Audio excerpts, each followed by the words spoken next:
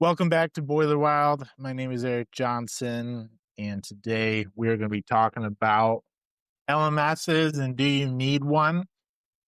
First of all, real quick, if you are new, Boiler Wild is a acronym of the wild part. You were wondering what the name is from. WILD stands for work hard, invest in yourself, lead others, and develop yourself into a person of excellence.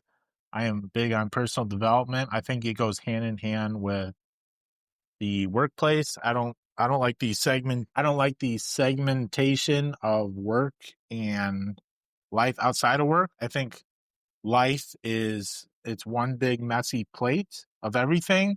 And if you say, well, my work life is this, and then my personal life is this, and you don't think that they affect each other, I would say that's very flawed thinking. That doesn't mean you have to work all the time, or that doesn't mean that you have to hate work.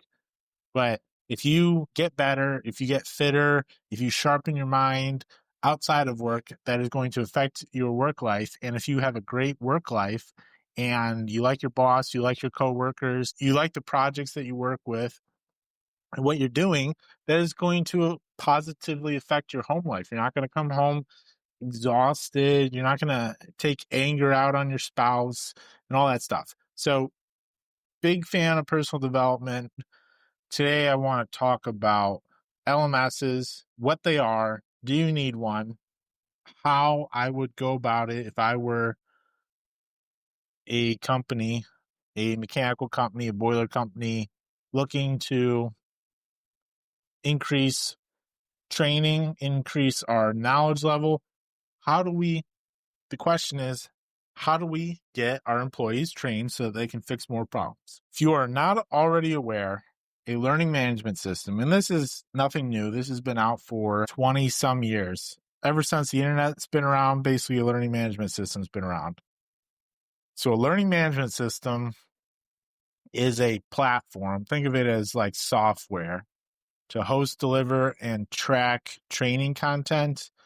And it could be really any kind of content. You can put really anything on a LMS. And there's 4,000, that's probably an understatement, 4,000 LMS companies, and they all generally do the same thing.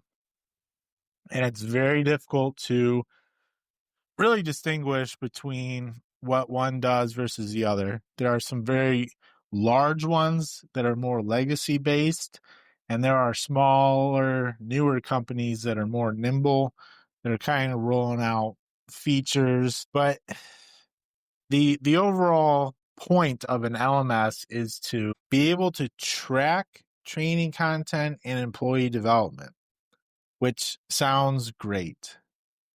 However, I would say, unless you have hundreds of employees, you are probably not at the LMS level. So subscribing to an LMS is not what is holding you back. A lot of people think that the next tool is what's holding them back, or if only we had this, if only we had that.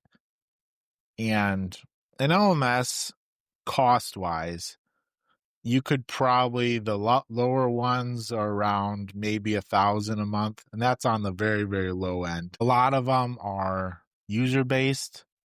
So depending on how many users you have, the cost is going to go up. But I've talked to an LMS company and their pricing started at $65,000 a year. So that's a hefty price for a piece of software that, what does it do? What is our payback? So if you are saying, all right, we need to get training, we need to track employees. One, it's how many employees are you tracking? Do you have a full-time manager for this? If you don't have a full-time manager, you probably don't have enough employees to justify a LMS. A LMS is a tool. A learning management system is a tool. It is a system. It is not the end result. If a system was all we needed to make people learn, everybody would have one, but it's a tool. It's all about how you use it. And a lot of companies will spend a lot of time looking for LMSs, going through all the demos, trying them out, subscribing, getting the onboarding done. And all right, so we get the onboarding done. Everybody gets a login. All your employees get emails, and they're like, oh, what is this? Great.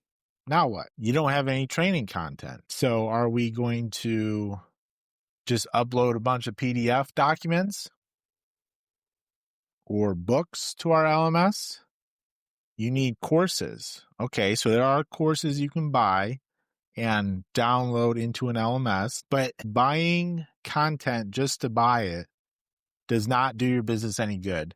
And there is way too much e-learning content out there that is just an information presentation and doesn't actually prove learning and doesn't change behavior. Remember, when we are looking at training people, we want to always keep in mind, does this change behavior? And when we optimize training, we want to think, all right, does this change behavior at the lowest cost possible in the least amount of time? That is what we would evaluate training for. And let's pull out a scenario. Say we have a very simple company and we're working on one single boiler.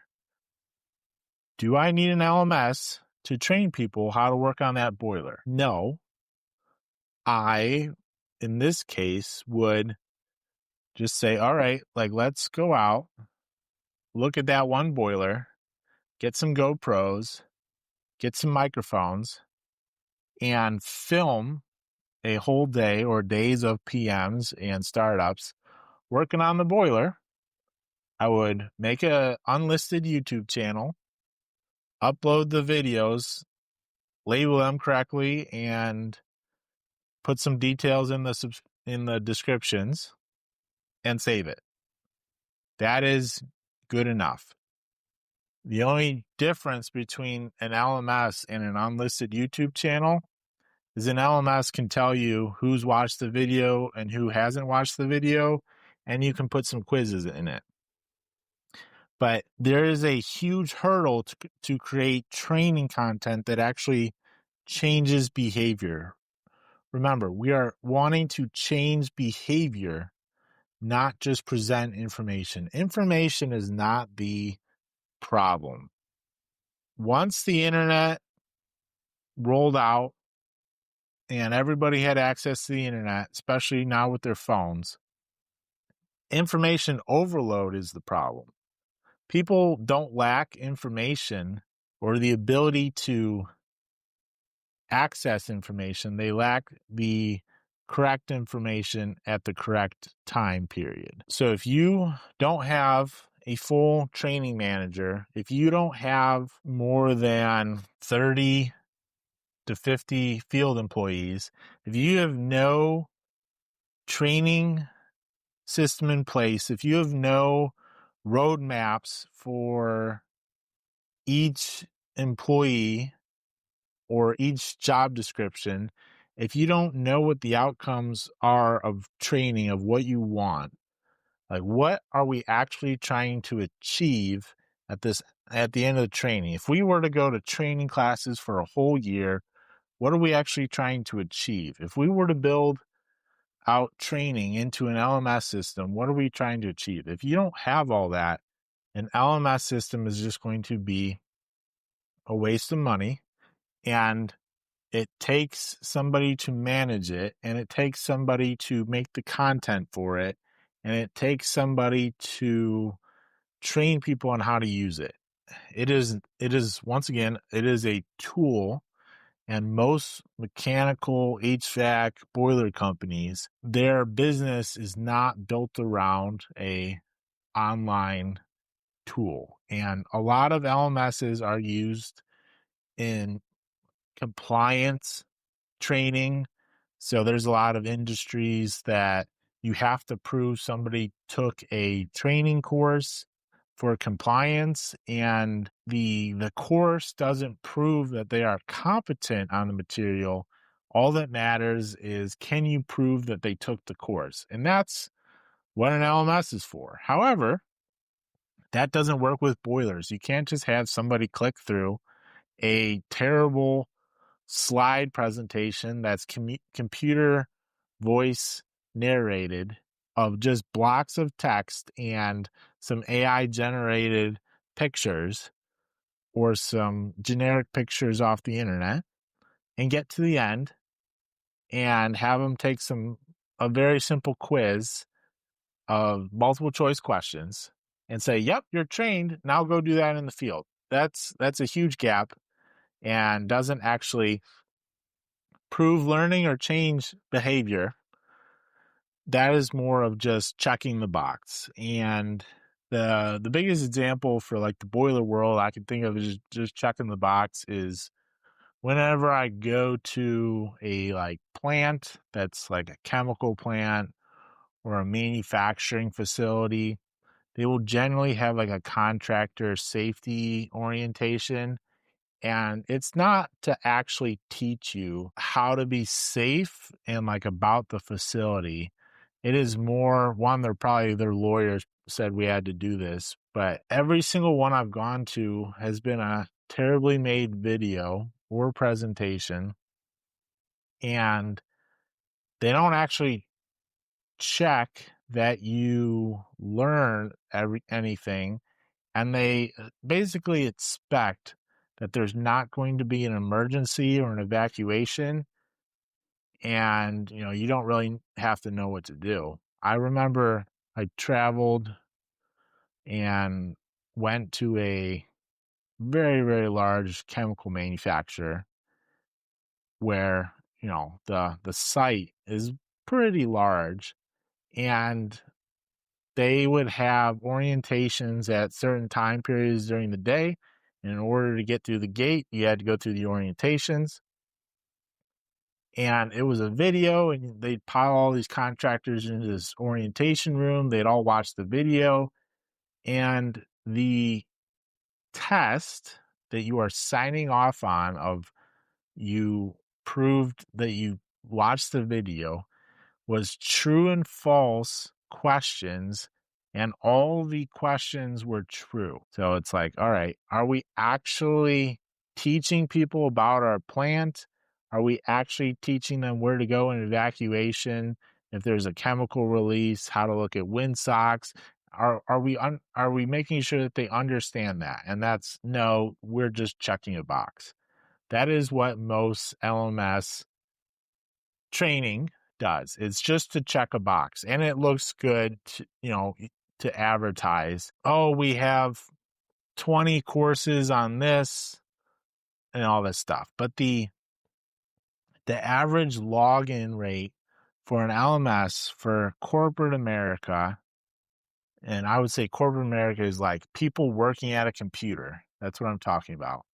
Is for non-mandatory courses is less than 10%. I believe it's less than 5%, but I know it's less than 10%. So people that sit at a computer all day, that work off a intranet or a company software and do something, I don't know, customer service, whatever, they have access to an LMS system, a learning management system, and they have access to all these wonderful courses the company has paid for or employs instructional designers that they put together these beautiful courses that supposedly teach people something, yet most of them are terribly done and nobody wants to go through them. And we've all been there. You go to do a class that you have to do, and you log in and you just see if you can just click next, next, next, next, next, and get through the end and just take the quiz. You don't actually care, or you already know the information. So that's a huge problem. So just because you have an LMS, one, doesn't mean everybody's just going to be super excited to log in. I would say that an LMS is very equivalent to having a library. If you have a library of books, and not even like a library, if you have a shelf in your office of books, of boiler-related books, steam, hydronics, burners, anything, or if you offer to buy books for people, if you have some after-hours informal kind of training and all this stuff, if you offer resources and people barely use them, the same is going to apply if you have resources on an LMS.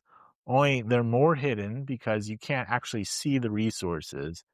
Like you can walk past a bookcase of books and be like, oh man, maybe I should check out one of these and read it. However, most employees are not going to do that. They're not going to, just because you're paying 10 grand a year for an LMS doesn't mean that your employees are going to care. They're going to care the same amount.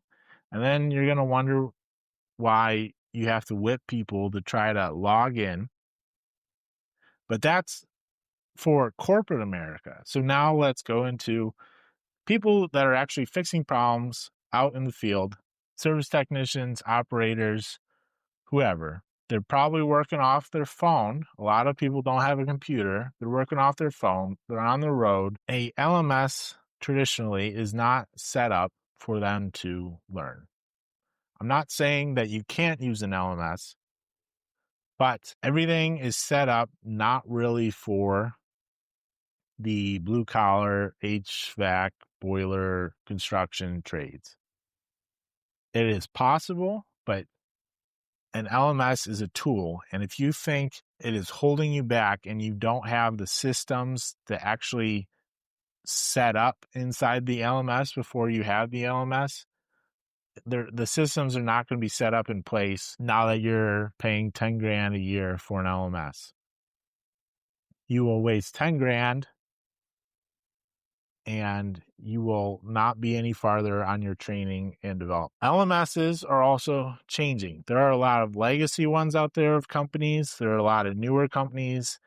Now that everything, especially in SaaS, software as a service, everybody has tacked on an AI feature. AI has promised tons of capability. If you actually dig into it, it has very limited capability. And a lot of LMSs have tacked on an AI course authoring tool.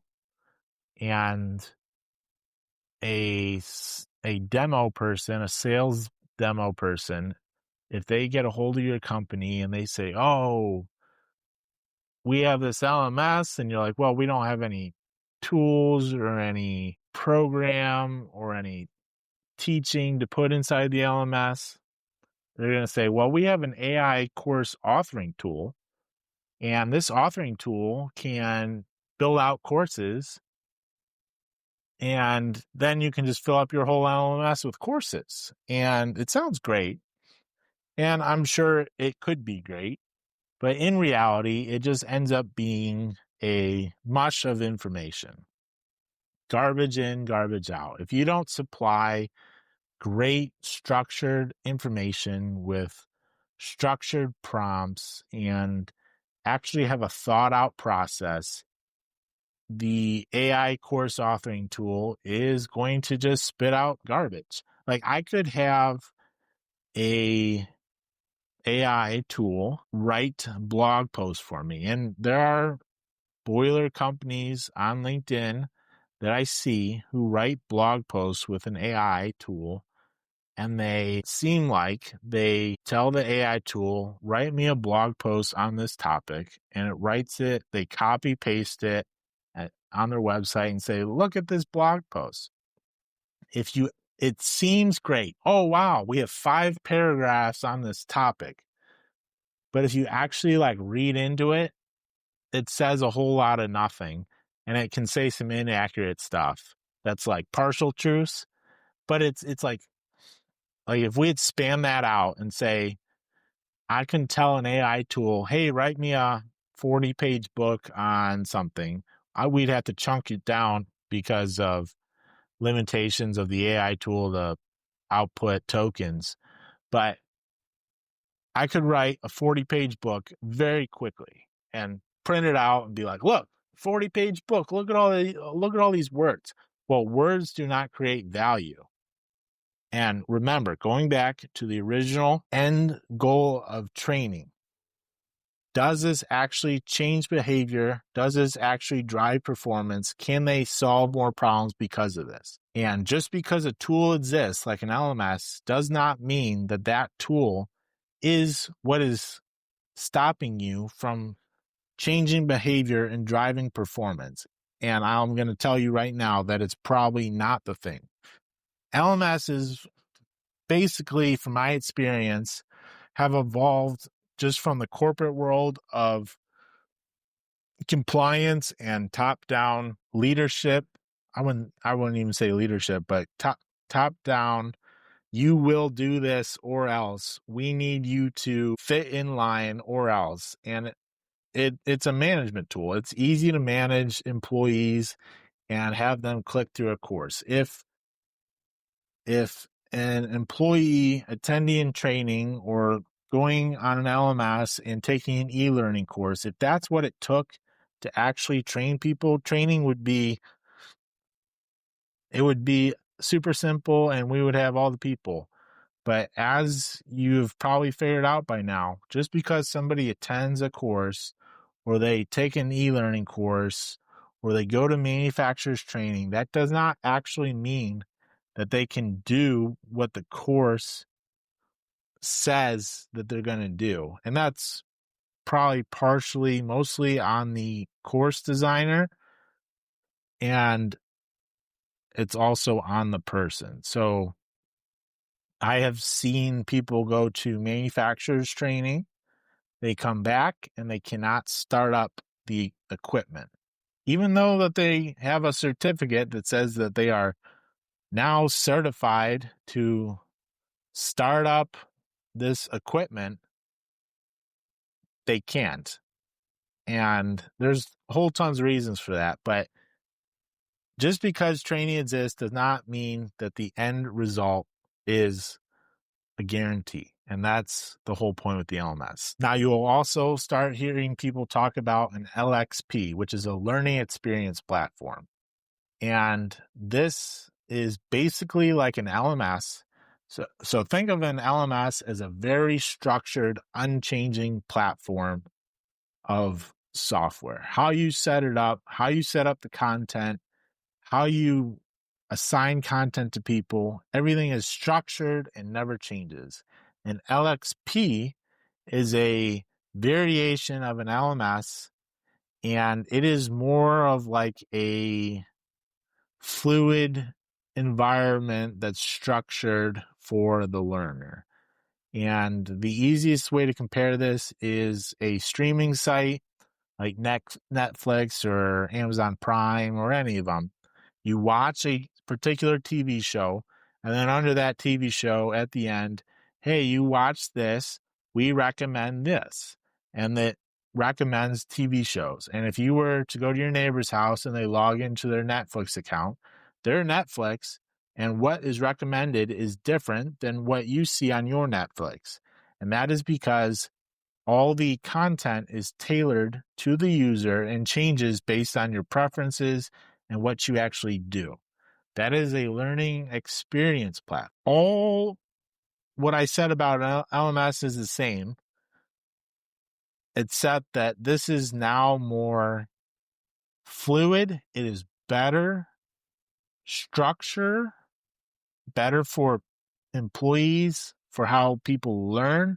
However, if the content sucks, it's still going to be garbage in, garbage out. So that's all I'm going to say about LXPs, but don't be sold or think, well, we just need this platform. We just need this tool. It requires a lot of oversight. It requires to have the content to put in. And if you are just buying content from other providers and throwing it into your LMS or LXP, wherever throwing it into the system, and you don't actually have a plan for how this content is going to drive behavior change for your people, it's just a waste of money, and you are doing work with no direct outcome or change to the business. And you look busy, which seems good. Oh, we have all these, I can buy electrical training and download it into an LMS and say, oh, we now have over 100 courses of electrical training. And then how this plays out is you now say, you send out an email, say, hey, everybody, you should have gotten an email. We have over 100 courses of electrical training. Please start working through the courses. And you may get some people to log in, and they may, the ones that are curious may start going through the courses, but quickly they're going to drop off because, one, the e-learning content is probably garbage. Most e-learning content is absolute garbage and is just an information presentation and unbearable to listen to or watch or read. Secondly, people don't understand how doing all that work is going to relate to their job. If we had infinite amount of time and money, we would theoretically want people to learn everything they possibly can. However, that is not the case. So if you are a manager, if you are an owner of a company, and you need to train your employees, you need to figure out, all right, if I have service technicians, if I have boiler operators, what problems are we experiencing the most? One, to fill short-term gaps. What can we train up on the most? But over the long term, what exact information do they need to know in order to be successful at their job? And then what is their career path? And that is huge. Most companies don't do that. Most companies their employees exist. If they learn, great. If they don't learn, fine. But they have no career path or progress that is laid out and is provable. And you need to set that up, and don't think that that is some giant system. It's easy to do a little bit. Don't try to eat an elephant in one sitting. That's for another podcast. I will talk about that. But just know, garbage in, garbage out. Don't let a salesperson convince you that an AI authoring tool and an LMS or an LXP is what's stopping you from having trained employees. It is not. The number one thing that is stopping you from having trained service technicians, boiler operators, salespeople, engineers is leadership. And then two is systems. And I'm not sure which one to put at one.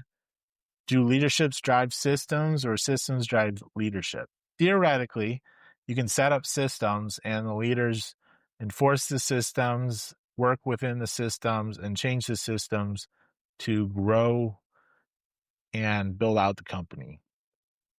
But a lot of times leaders don't have systems at all levels, and they need to drive their particular area of the business without working in a system. There probably isn't a job task or these are all your responsibilities in order for you to do your job at most companies.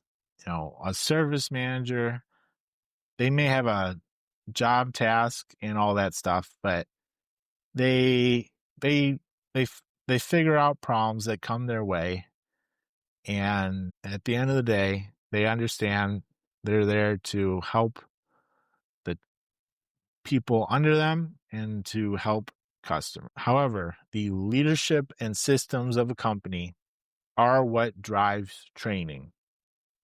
If a company sees training as we'll get to it when we have some spare time, or we'll get to it in the off season, or we'll get to it when profits from the quarter come back good, or we'll get to it whenever we're not busy and that'll be in 2 months, you will have terrible training culture. You will have terrible employee growth, and you will feel like you never get anywhere. Training and development is not something that you can just put off and get to and plug in whenever you need it. It is something that has to be ingrained in the culture. And if somebody is newer at their job, say you're hiring a service technician and you're hiring somebody that is 20 years old, very low mechanical experience, the amount of training that they need is going to be much different than somebody who is 50 years old and has been in the industry for 20 years. However, if you don't constantly talk about learning from other people's experiences on the site, hey, I saw this was a problem that we came across, let's have a meeting, let's talk about it with other people, let's show the pictures, what happened, so that this doesn't happen anywhere else. A lot of companies think training needs to be this big formal shindig where you have somebody come in, or you have a subject matter expert in the company make a PowerPoint and stand up and talk about their slides, and everybody's sitting there and there's workbooks or paper and it needs to last hours and hours and hours. That is not true. Training is, by definition, anything that changes the behavior. And a little bit of training consistently over time is better than an overload of training very sporadically. As I've talked on previous podcasts, and I'll say it again, there is a cognitive load for every single person when they go through training. You cannot dump, like if somebody doesn't know English, you can't just have them read the dictionary and then they're like, yeah, all right, I know all the words now. That's not how it works. The same thing with boilers. You cannot just sign somebody up for a month of training and they get to the end and they're like, all right, yep, I feel good on everything that went over and I retain 100% of it. People forget over 70% of training within like 6 days of when they take it. So it has to be a little bit over a long period of time, but it has to be framed and you have to give them a mental model of why it matters. Why are you actually learning this? If you can't tell them and directly relate it to their job of why they're actually learning it, then it's pointless and they're not going to remember it. Because why would they remember it other than maybe it's just a fun fact? But if it doesn't actually change their job behavior and it doesn't get them paid more money or have the ability to solve more problems, then it is pointless and you need to cut it out. And that's why Boiler's mission statement is to drive continuous learning and improvement. Keyword is continuous. I thought about that statement. I know it doesn't mean much because I'm not a giant company, but I thought about that statement for a long time when I was starting over 2 years ago of what does it actually mean to do training? And a lot of training is 2 to 3 days, and then 6 months later, and maybe 2 to 3 days. And then employers wonder why people struggle to learn. And it's just on the job training in between, which is a whole nother podcast. But if you only have 6 days of structured training for the entire year for somebody who is less than 5 years experience, you expect them to be good at their job with less than 6 days of structured training. And statistically, they forget 70% of what they learn 6 days after the training happens. Like, yeah, no wonder they're struggling. And yeah, no wonder you're frustrated. There needs to be both sides need to have realistic expectations, but the amount of training that is needed for people to actually change their behavior is a lot more than what companies think.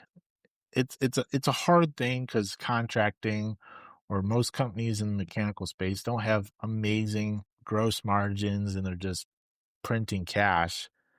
So you hire somebody and you try to get them billable, and you're just not writing off like, oh, we don't have 6 months of salary just to give you, just to learn. So I understand that part, and there's all different ways to go about it. But the whole point of this episode was, don't let the entire elephant stop you from just getting a plate done. And I highly recommend, you have to start somewhere, but I highly recommend, if you have nothing, it is free to make an unlisted YouTube channel. So if you don't know, so YouTube, obviously the great video sharing platform, and you can make public videos too, but you can make it unlisted. So when it's unlisted, basically only certain people can see it, and you can share it around your company and not the general public or general internet. And if you were to go on YouTube and search for the video, it wouldn't appear. It's unlisted. That's what that means. And you don't need anything special other than a simple action camera or your phone and a microphone. A microphone is the number one important tool. If you have low budget, and I would recommend low budget over a expensive camera and lighting and all this stuff, you can do a phone and have a magnetic microphone and maybe have a small light that attaches to the back of your phone. And you can talk about what you're seeing. You can talk about what other people are doing. You can film them. That goes way farther than, oh, well, we got to get a videographer. We got to get a $4,000 camera. We got to get professional microphones and wireless mic packs. And we got to get lighting. And we got to edit this professionally and do it. Like, all that stuff is friction that stops. What is the goal? The goal is to change behavior and to, can the person solve more problems?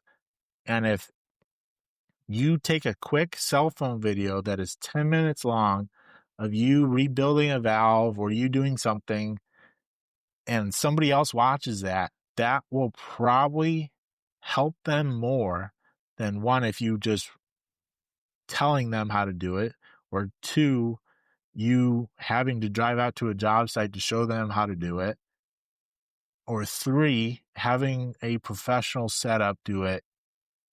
Because all that extra stuff is just, it's nice, but it is not required, especially for an internal training video. Get it done, get it dirty, and do it. And then you can always come back and build upon it and sharpen it up. But the number one thing with training videos are audio. If the audio sucks, it's going to suck. And then if it's a shaky camera, if you are having to do something, get a very cheap gimbal or even just a tripod and set it up. If you have a shaky camera and somebody that doesn't know how to like hold the camera, that it gets pretty annoying. At bare minimum, just get a very cheap tripod that holds a phone, set it up. You can buy wireless microphones that plug into your phone for less than $200, and you are good to go. I would highly recommend that. And then start building out on paper. This doesn't require any software. Start building out a learning path for a person. And just think about, what is the next thing that they need to do? What do you know now? What is the next thing you need to do? And how are we going to learn that? How are we going to change your behavior in order to do something? And I think a lot of companies, they see somebody that is undereducated from where they need to be or where they want them, and they just think, well, how are we going to teach them these 4 books of information? Like, they just need to know all this stuff. And it's like, well, we just need to narrow it down. What is the next thing that they need to know that is the most valuable thing? So if somebody is learning steam systems, understanding what a fire tube boiler is and a water tube boiler and the design systems of it, that sounds great, but they don't actually need to know that. They need to know what the water's doing. How does the water and energy move the entire system? How does the boiler and the water softener and the feed water tank or the deaerator and the steam traps and the piping, how does this all work together? That's what they need to know. They're not hung up on that's a nice to know. Oh, they need to know what a fire tube boiler is. No, all they need to know is the boiler generates heat, which boils the water and turns it into steam. That is the bare minimum. And you can come back, but that's not what is stopping them from learning a steam system. Thing with hydronics. They don't understand how water moves, why pressure is important in hydronic systems, what a condensing boiler is, and why set point and condensing is important versus like a non-condensing. Like that is core stuff versus, oh well, they just need to learn the very specifics of this boiler so that they can do a PM. Yes, I guess so, but most condensing boiler PMs are pretty self-explanatory and the manual tells you how to do it. But if they don't understand why a pump is there, pump direction, why you need to have certain system pressure, why a pumping arrangement versus another pumping arrangement, then they're just memorizing and all they see are pipes and stuff in the mechanical room. And anytime something goes wrong, they just get overwhelmed. But once you start seeing and visualizing how energy and water moves through the system and, oh, this is done like that because of this, you start like connecting dots. And it's not about memorization, it's about understanding. So I will leave you with that, but I just want to save you. If you want to write me a check of 50% of the money saved not subscribing to an LMS system, I would be more than happy to give you an address to send you that check. But don't fool yourself into thinking an LMS or an LXP or some learning management system online is what's stopping you from training your employees. And don't be fooled by an AI authoring tool. They mostly suck right now. And they are not going to just build out a training program for you. They can help you, but it is not an automatic. I would work on making sure that training is something that a company does all the time, consistently, talking about it, doing it. And by doing it, once again, a 20-minute Zoom call of all your technicians in the morning talking about a problem or just having a chit chat, service manager giving a pep talk, that is training too. Of, hey, like, let's go out and like, let's make sure our customers, we're telling them exactly this and smiling and shaking their hands and introducing and like all this stuff. Like that 20 little minute video, like that's training. It does, once again, it doesn't have to be this, 8 hours, multiple days, travel off site, get a professional trainer in, let's have PowerPoint slides, let's have lunch. Oh, like that is just a lot of extra. Think about how can we remove layers and what actually changes behavior and performance. If you tell your service technicians every single day and remind them, hey, when you walk into a room and you go to greet a customer, I want you to shake their hand, look them in the eye, say your name. Hey, it's nice to see you. How's it going and all this stuff. And like you build out a framework for them and you just beat that into their heads over and over again. And then you ask them how it's going. And then you ask customers and all this stuff. And they're like, man, your service techs, they're so nice. They look me into the eye, they shake my hand. I was like, people notice. But that is training. Like I said, it doesn't have to be this huge built out system where you're like, how are we going to do this? How are we going to don't do it randomly. Like have a plan. Don't do training just to have training, but think about, all right, what is something that we need to work on and how can we do it in the shortest amount of time in order to change behavior and chunk it down? So that is all I have today. Hopefully you found those valuable. If you did, please leave a 5-star review. If you want to leave a comment or talk to me or anything, you can DM me on LinkedIn or reach out at my email, eric.johnson@boylearn.com.